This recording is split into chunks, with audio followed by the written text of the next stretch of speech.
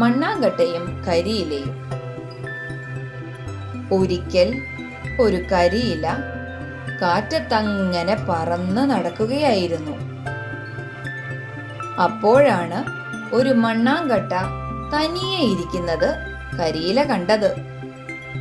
കരിയില വേഗം മണ്ണാങ്കട്ടയുടെ അടുത്തെത്തി. ഉടനെ തന്നെ അവർ രണ്ടുപേരും കൂട്ടുകാരുമായി.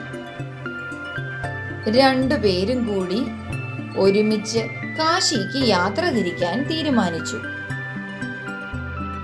രണ്ടാളും കാശിയെ പറ്റി പലരും പറഞ്ഞു കേട്ടിട്ടുണ്ട്, പക്ഷെ ഇതുവരെ കണ്ടിട്ടില്ല. എന്തായാലും രണ്ടു കൂട്ടുകാരും യാത്ര പുറപ്പെട്ടു. ഇടയ്ക്കൊക്കെ ഒന്ന് വിശ്രമിച്ച് കഥകൾ പറഞ്ഞ് കളിച്ചു ചിരിച്ച് ഒരു അടിപൊളി യാത്ര. കുറേ ദിവസം അങ്ങനെ യാത്ര ചെയ്ത് സന്തോഷമായി കടന്നുപോയി.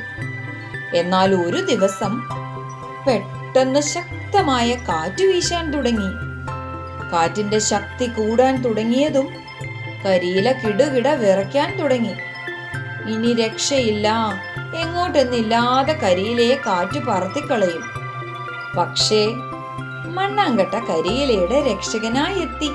എങ്ങനെയെന്നോ, മണ്ണാങ്കട്ട വേഗം കരിയിലയുടെ മുകളിൽ കയറിയിരുന്നു.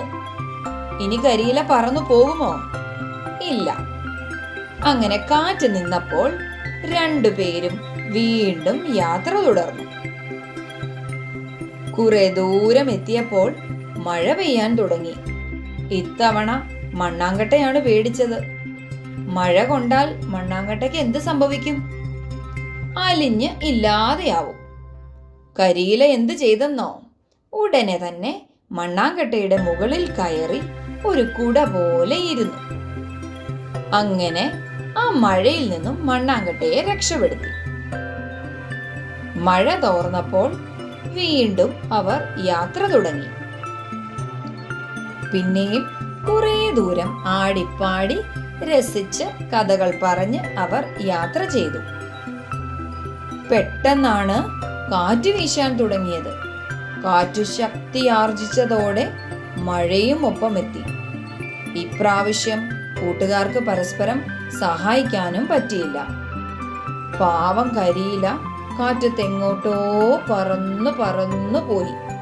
മണ്ണാങ്കട്ടയാവട്ടെ മഴയത്ത് അലിഞ്ഞ് ഇല്ലാതെയായി. അങ്ങനെ മണ്ണാങ്കട്ടയുടെയും കരിയിലയുടെയും കഥയും കഴിഞ്ഞു.